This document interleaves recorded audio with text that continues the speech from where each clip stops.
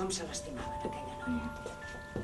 I el John i jo. La Susan i el Larry, parella des de fa poc, estan passant un dia fora quan un home i una dona se'ls acosten bocabadats per la gran semblança de la Susan amb una noia anomenada Verònica, morta molts anys enrere.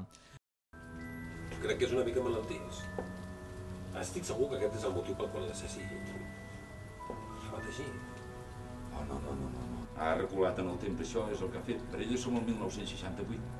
Encara va a l'escola de secretariat. El Conrad està estudiant a l'habitació del fons del passadís i la Verònica és en aquesta habitació viva.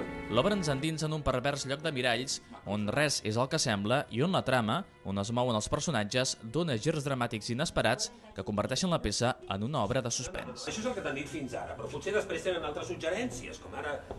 Escolta'm, cap de passada, per què no li preguntes on amaga les joies a la ciutat? Sí, tens raó. Probablement ens estiguin espiant. Ho penso fer, ho faré. A més serà divertit, vaig fer de Cordelia Greguia. A l'institut? I serà una cosa bona, una bona obra.